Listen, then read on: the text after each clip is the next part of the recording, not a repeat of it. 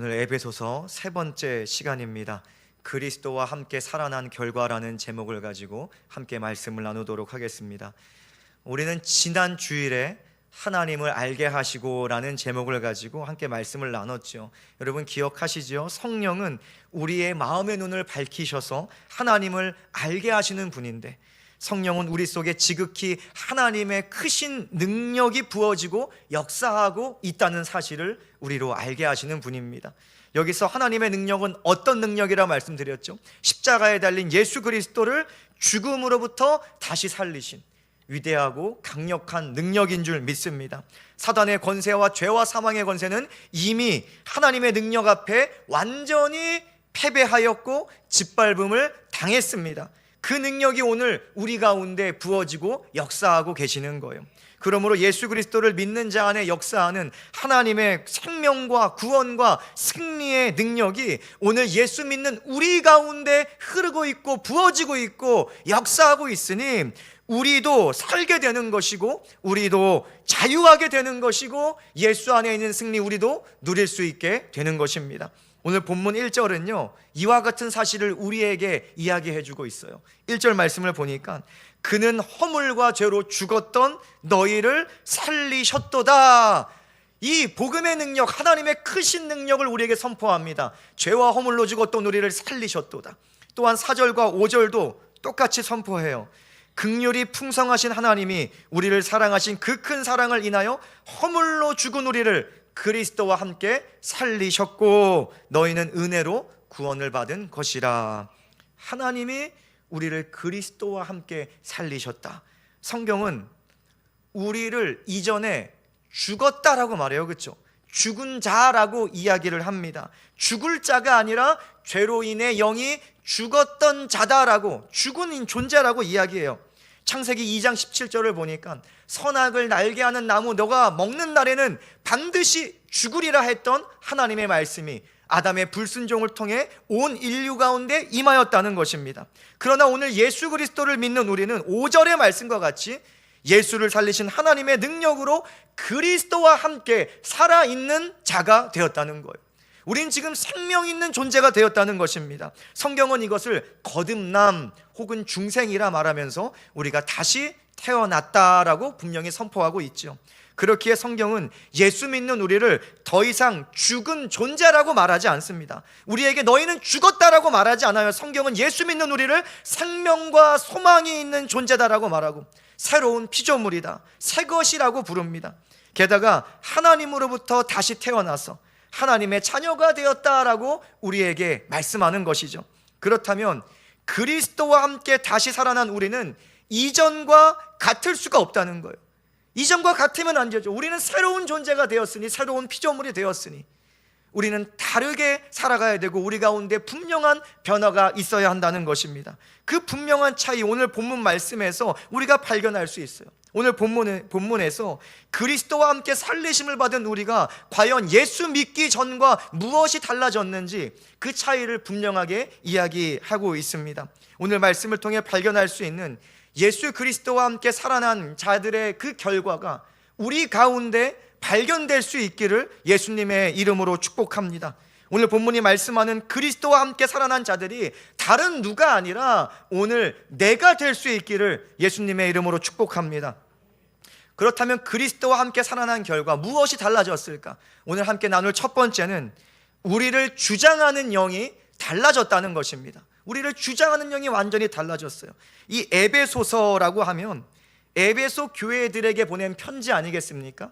이 에베소란 도시는요 소아시아 지역의 대표적인 헬라 도시들 중에 하나였어요. 꽤 큰 도시였습니다.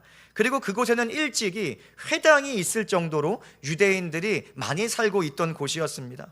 사도행전 18장을 보면 사도 바울은 2차 복음 전도 여행 말미에 이 에베소에 방문을 하게 되죠. 그래서 가장 먼저 회당으로 찾아가서 유대인들에게 복음을 전했습니다. 짧게 있다가 다시 돌아가고 얼마 후에 3차 복음전도 여행을 출발할 때 그 시작점에서 다시 에베소에 들려요.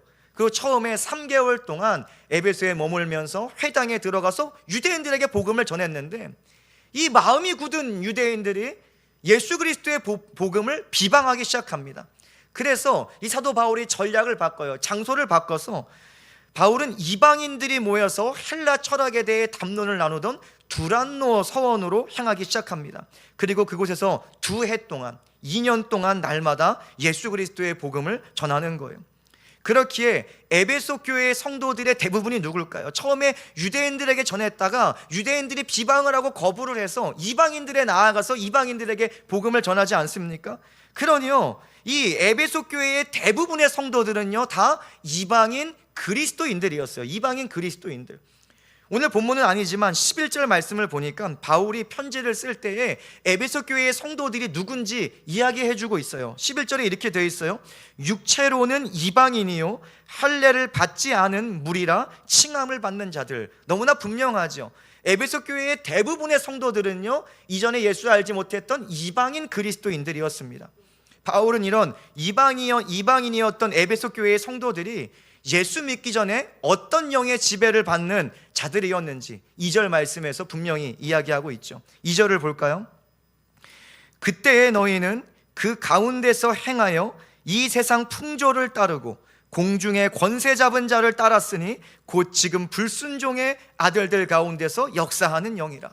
이 말씀을 보니까 그때에 라고 말하죠. 이 시점이 언제일까요? 그때에, 바로 예수 그리스도를 믿기 전을 말하는 것입니다. 예수 그리스도를 믿기 전에 너희는 그 가운데서 행하여서 이 세상 풍조를 따랐다는 거예요. 즉 예수 믿기 전 이방인 그리스도인들은 하나님과 전혀 상관없는 인생이었어요.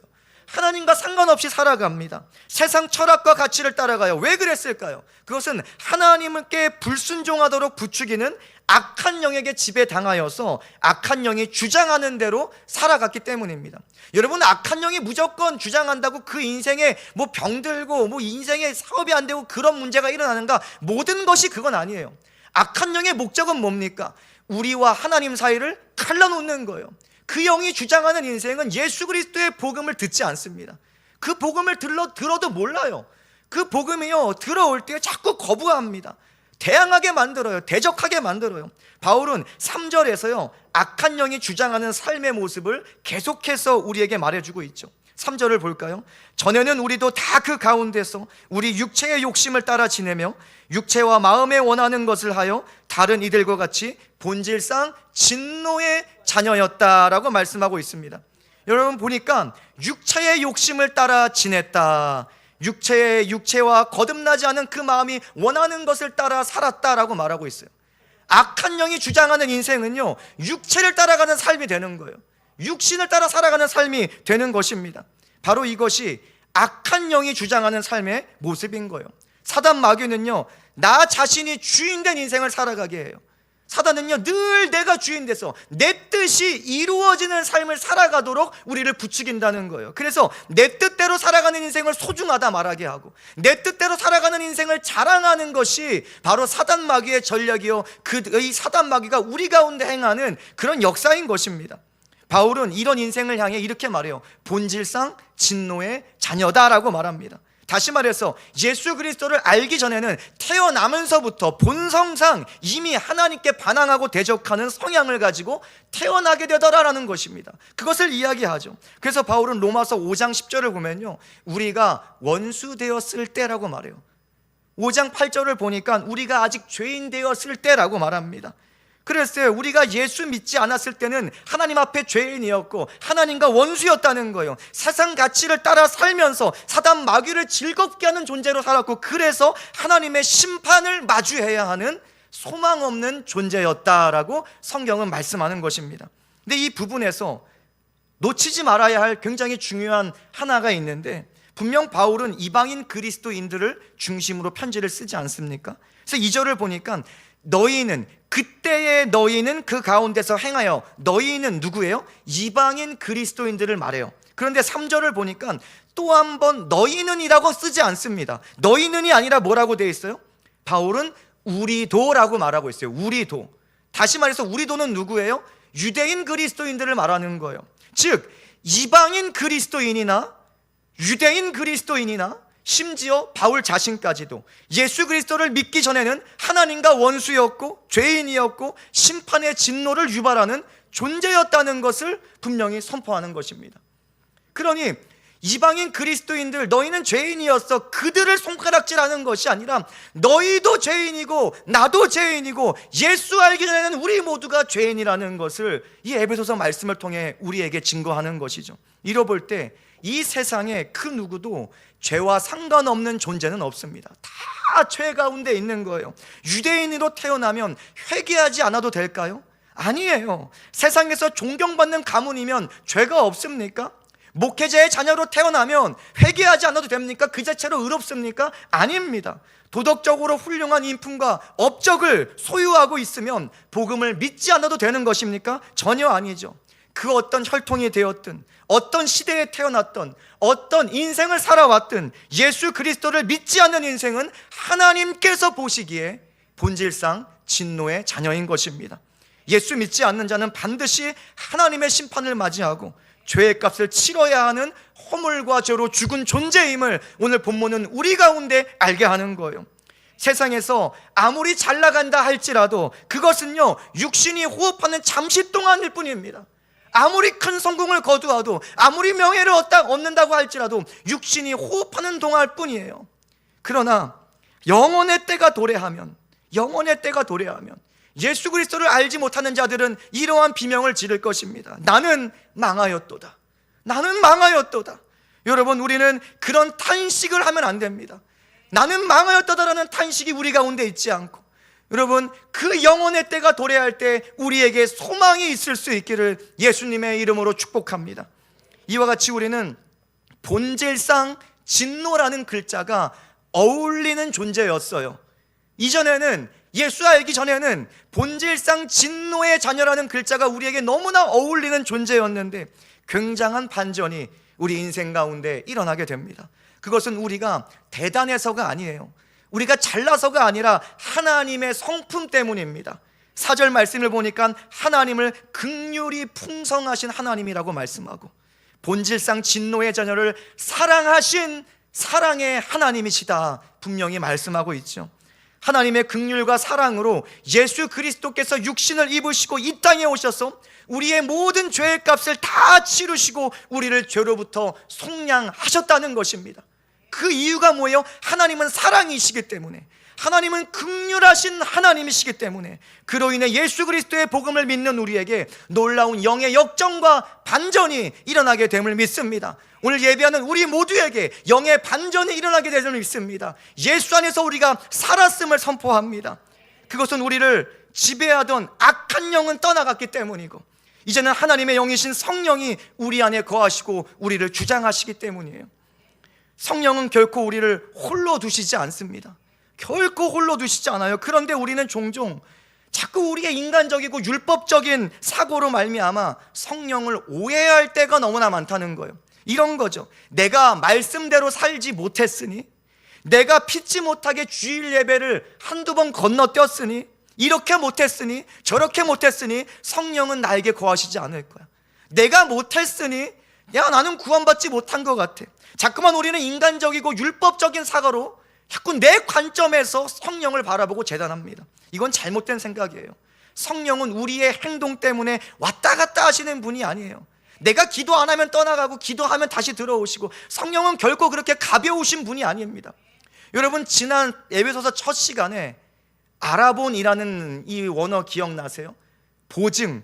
하나님께서 하나님 나라의 보증으로 주신 분이 누구예요? 성령이십니다. 성령이 우리 가운데 있다는 것 자체가 우리는 구원받은 것이고, 또한 하나님 나라가 확정되었다는 하나님께서 우리에게 주신 보증이라는 것을 우리가 나눴어요.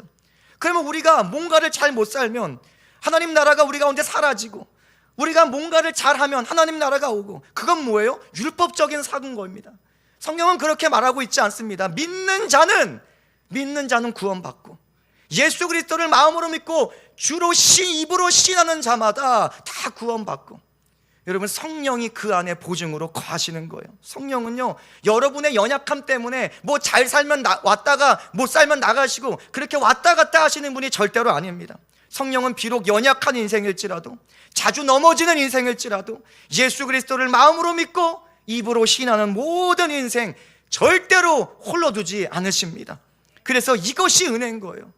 자격 없는 자에게 하나님께서 값없이 주시는 선물이 바로 이 성령이고, 또한 조건을 따지지 않으시고 오직 믿음을 보시고 주시는 은혜의 선물인 것입니다. 이 놀라운 은혜가 오늘 우리 가운데 있는 줄 믿습니다.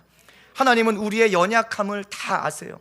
연약함을 정죄하시는 분이 아니라 연약함을 동정하시는 분이다라고 성경은 말씀하고 있습니다. 그래서 우리가 스스로 할 수 없다는 건 너무나 잘 아세요. 그래서 성경은 사실 연약한 우리를요, 좀 기분 나쁜 단어인데 벌레라고 이야기해요. 벌레. 우리 인생을 벌레 같다라고 이야기합니다. 그러면서 우리를 벌레에 비유하면서 하나님만이 도움이시다, 이것을 우리에게 선포합니다. 이사야 말씀 보니까 버러지 같은 너 야곱아, 이게 뭐예요? 벌레 같은 너 야곱아, 버러지 같은 너 야곱아, 벌레 같은 원주 성도교회야, 너희 이스라엘 사람들아 두려워하지 말라. 나 여호와가 말하노니 내가 너를 도울 것이라. 내 구속자는 이스라엘의 거룩한 이니라. 여러분, 우리에게 이렇게 말씀하시는 거예요. 우리 연약한 거 하나님 다 아시고, 내가 너를 도와줄게. 너 쓰러졌니? 내가 너를 다시 한번 일으켜줄게. 힘드니? 내가 너의 힘이 되어줄게. 피하고 싶니? 나에게 피하렴. 이것이 하나님께서 성령을 보내신 이유예요. 우리를 도와주시기 위해서. 오늘 하나님의 도우심이 성령을 통해 예수 믿는 우리에게 역사하고 있는 줄 믿습니다. 이것은 예수님의 약속이기도 해요. 내가 아버지께 구하겠으니 그가 또 다른 보혜사를 너희에게 주사 너희와 영원히 함께 있게 하겠다. 영원히, 영원히. 예수님께서 약속하셨잖아요. 또 다른 보혜사를 주는데 너가 잘하면 보내주고 너가 못하면 떠나가고 이렇게 하겠다. 그러니 알아서 잘해라. 이게 아니잖아요, 그렇죠? 영원토록 믿는 자들에게 함께 하겠다. 여러분, 오늘 우리가 예수 그리스도의 복음을 믿는 자라면 우리의 연약함과는 상관없이 하나님의 성령이 우리와 함께 하시는 줄 믿습니다. 오늘 우리는 복음을 믿음으로 그리스도와 함께 살리심을 받은 자들이에요. 예수 그리스도께서 죄를 해결하시기 위해 이 땅에 오셔서 그분의 백성들과 함께 피부를 맞대며 살아가셨듯이 오늘날 성령은요, 예수와 함께 살아난 우리들 가운데 거하시고 우리 삶을 인도하고 계시다는 것입니다. 그래서요, 우리 안에 거하시면서 우리가 구원의 길을 걸을 때 함께 걸으시는 분이 성령님이시고, 그 구원의 길을 끝까지 걸을 수 있도록 능력 주시는 분이 성령이시고, 우리의 의지가 되시는 분이 성령이시고, 우리의 모든 지혜가 되시는 분이 성령이신 줄 믿습니다. 그래서 바울이 고백을 하는 거예요. 나는 성령에 매였다라고 고백을 해요. 나는 성령에 매였다. 여러분, 이 고백이 바울의 고백으로 끝나는 것이 아니라 오늘을 살아가는 모든 그리스도인들, 우리 교회 가운데 고백될 수 있기를 예수님의 이름으로 축복합니다. 연약한 내 삶을 보고 자꾸 성령을 오해하지 마세요. 자꾸 나를 보고 성령을 오해하지 말고 하나님의 절대적인 진리의 말씀을 보자는 거예요. 그 진리의 말씀이 우리를 무엇이라 말하는가? 성령은 우리를 떠나지 아니하시고 믿는 자 안에 영원토록 거하시는 분이시니 내 안에서 나를 주장하시는 성령을 확신하실 수 있기를 예수님의 이름으로 축복합니다. 이번 한 주도 성령에 매여서 거듭난 자의 합당한 삶을 살아가는 저와 여러분이 되시기를 예수님의 이름으로 축복합니다. 우리 함께 두 번째로 다룰 것은 우리가 속한 영역과 그 모든 목적이 달라졌다는 것이죠. 이 성도가 믿음으로 그리스도와 함께 살아나면서 달라진 것은 단지 성도를 주장하는 영만이 아닙니다. 우리가 속한 곳이 달라졌어요. 우리가 거하는 곳이 달라졌습니다. 6절을 볼까요? 또 함께 일으키사 그리스도 예수 안에서 함께 하늘에 앉히시니. 여러분, 이 구절은요, 그리스도와 함께 살아난 성도를 제가 생각하기에 굉장히 영화롭게 영광스럽게 표현해주는 구절 같아요. 우리는 지난 주일에 다뤘던 본문 1장 본문을 보면 1장 20절에 이런 말씀이 있어요. 하나님께 지극히 크신 능력이 그리스도를 살리셨고 또한 하늘의 보좌 우편에 앉히셨다. 하나님께서 예수를 하늘 보좌에 앉히셨다는 말씀이 1장 20절에 있는데, 이 앉히셨다는 그 글자가, 그 단어가 오늘 2장 6절에 똑같이 사용됩니다. 근데 누구를 향해서 사용됐어요? 성도들을 향해서 사용돼요. 우리들을 향해서, 오늘 예배를 하는 우리들을 향해서 하늘에 앉히셨다, 우리에게 말하고 있는 것입니다. 즉 성도는 이미 법적으로 하늘 보좌에 앉은 은혜를 누리게 됐다는 것이죠. 더 이상 우리는 이 땅에 속한 존재가 아니다라고 성경은 말합니다. 이 세상에 속한 존재가 아니라고 말해요. 분명히 물론 우리 육신은 세상을 살아가지만 여러분, 우리의 소속은 하나님 나라가 되었다는 것입니다. 이것이 성도가 누리는 가장 영광스러운 은혜인 것입니다. 중요한 것은 하나님께서 우리를 하늘에 앉히신 근거가 중요하잖아요. 어떻게 우리가 하늘에 앉을 수 있을까? 조금 전에 읽은 6절 말씀을 보니까 우리의 능력으로 하늘에 앉게 된 것이 아니에요.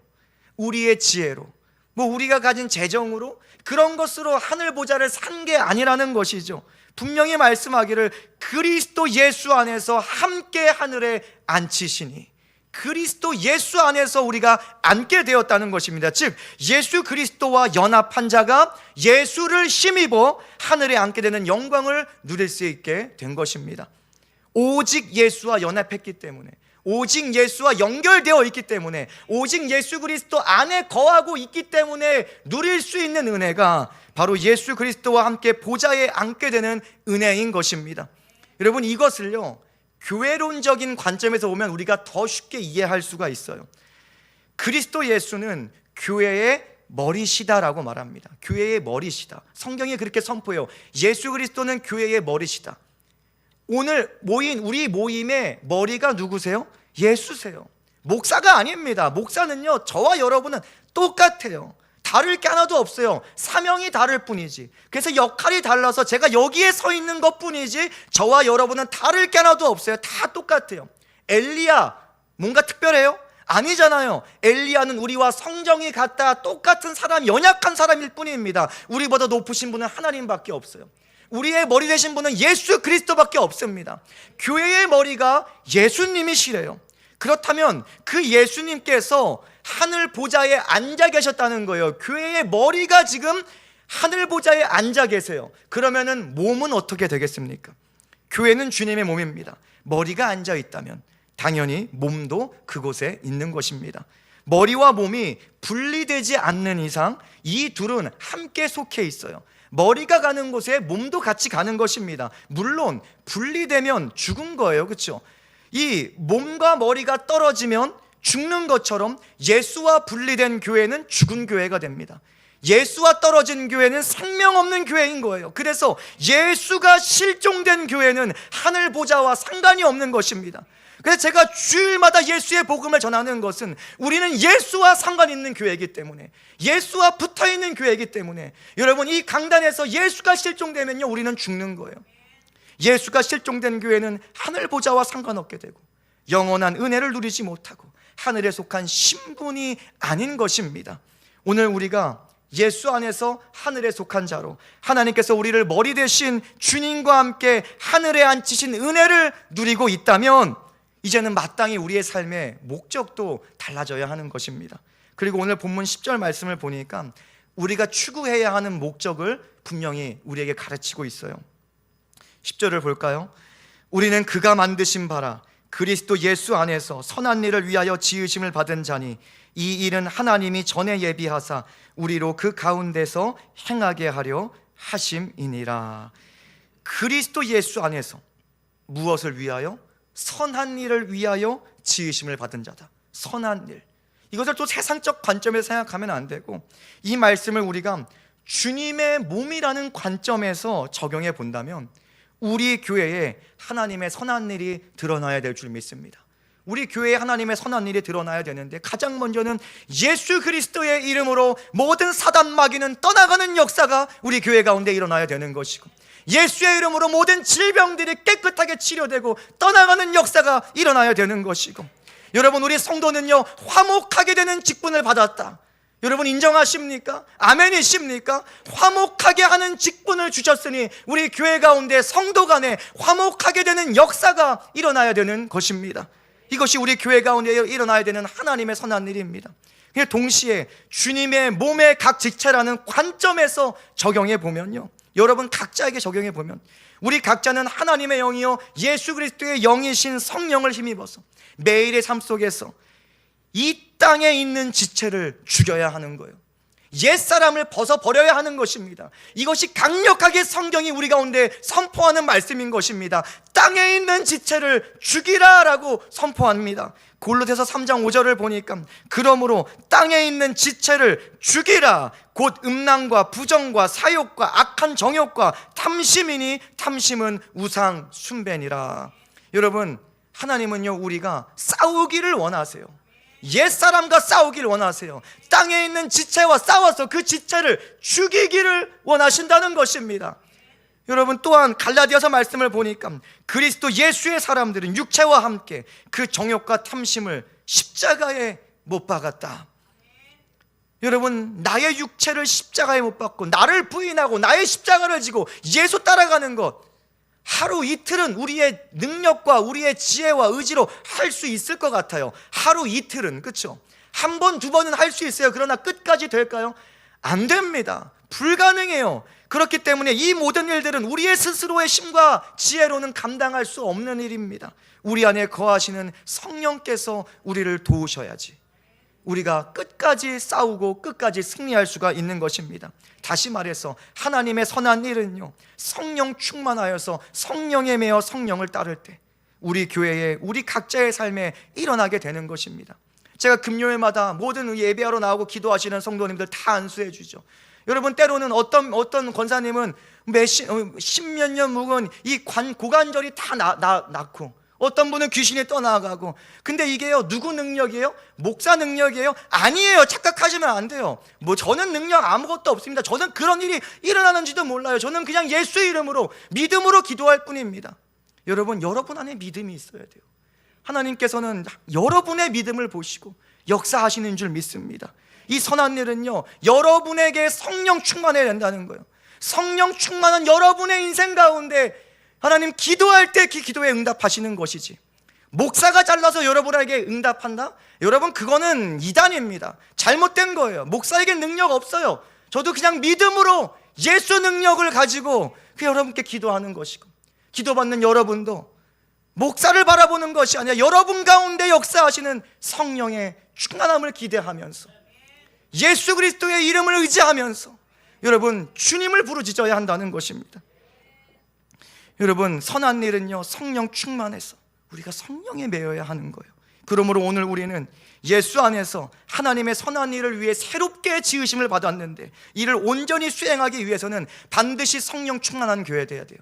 반드시 성령으로 충만한 성도가 되어야 될 줄 믿습니다. 그러니 우리 안에 성령이 거하신다고 해서 끝이 아닌 거예요.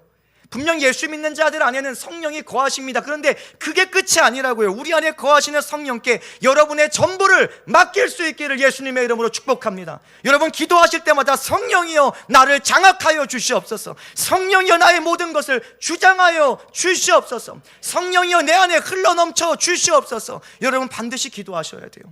사랑하는 성도님, 우리는 때때로 신앙생활을 하면서 성령을 민망하게 만들 때가 얼마나 많은지 몰라요. 성령이여 내 안에 와달라고 하면서, 우리 요즘 아파트로 따지면 저기 시래기 성령을 몰아놓고는 성령이 우리 집에 거하신다, 성령을 민망하게 만들 때가 얼마나 많은지 모릅니다. 그저 심령의 조그만 그쪽 방에 성령이 거하시게 만들어 놓고는 나는 성령으로 살아가는 자야. 여러분, 착각하지 마세요. 그런 자에게 성령의 능력은 드러나지 않습니다. 성령은 거하셔요. 그러나 성령의 능력이 나타나지 않아요. 성령이 여러분을 주장하실 수 있도록 여러분, 기도하셔야 되는 거예요. 예배하셔야 되는 거예요. 하나님 말씀을 피셔야 되는 거예요. 사실 냉장고를 여는 것보다 더 어려운 게 뭐예요? 이 성경 보는 거 아닙니까? 냉장고는 지나가면서 수시로 뭐가 있나 없나 먹지도 않을 거면서 열었다가 닫았다가. 근데 하나님 말씀은 왜 이렇게 무거운지, 여러분, 예배를 통해, 기도를 통해, 개인적인 말씀을 통해서 성령이 여러분의 심령에 가득 차는 것을 넘어서 날마다 흘러넘치게 해야 한다는 것입니다. 갈라디아서 이렇게 말합니다. 자기의 육체를 위하여 심는 자는 육체로부터 썩어질 것을 거두고 성령을 위하여 심는 자는 성령으로부터 영생을 거두리라. 여러분, 무슨 열매를 얻기를 원하세요? 성령으로부터 영생을 맺는 저와 여러분 되시길 예수님의 이름으로 축복합니다. 오늘 우리는 하나님의 은혜로 예수 그리스도와 함께 하나님 나라에 속한 자가 되었으니 이제는 성령이 주장하시는 삶을 살아가실 수 있기를 예수님의 이름으로 축복합니다. 성령께서 하나님이 원하시는 선한 길, 그 거룩한 길을 우리가 목적하며 끝까지 걸어가도록 성령께서 도와주실 줄 믿습니다. 이번 한 주도 그리스도와 함께 하늘에 앉은 은혜를 얻은 거룩한 백성답게, 하늘의 시민권자답게 성령을 따라 살아가시는 저와 여러분 되시길 예수님의 이름으로 축복합니다. 여러분, 이번 한 주 살아가면서 스스로 거룩한 자부심을 가져야 돼요. 여러분이 앉은 곳이 어딘가? 하늘에 앉히시니, 예수 그리스도 안에서 예수와 함께 하늘 보좌에 앉히시니 여러분 이미 앉아 있습니다. 하나님 나라의 시민권자입니다. 그 거룩한 이 자신감을 가지고 내가 어떻게 이렇게 말을 할 수 있지? 내 언어를 고치시고, 내가 어떻게 나의 삶을 이렇게 할 수 있지? 아니야, 조정해서 하나님께로 나아가시고 하늘에 앉은 자답지 자같이 살아갈 수 있기를 축복합니다. 오늘 말씀을 정리합니다. 오늘 보면 8절 말씀을 볼까요? 너희는 그 은혜에 의하여 믿음으로 말미암아 구원을 받았으니 이것은 너희에게서 난 것이 아니요 하나님의 선물이라. 우리는 오직 예수 그리스도의 복음을 믿음으로 하나님의 은혜로 구원을 받았습니다. 예수 십자가에 흘린 보배로운 피가 우리 죄를 대속하였고, 예수 부활 생명이 우리를 하나님 보시기에 의로운 존재가 되게 했다는 것입니다. 우리는 믿음으로써 예수와 합하여 죽었고 믿음으로써 예수와 합하여 살았습니다.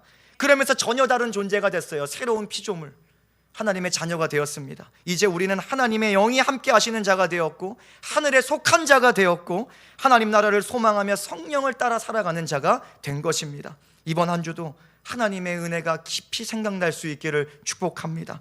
그리스도와 함께 살아난 자로서의 거룩한 정체성을 삶에서 드러내고 가정에서 드러내고 모든 일터에서 드러낼 수 있기를 축복합니다.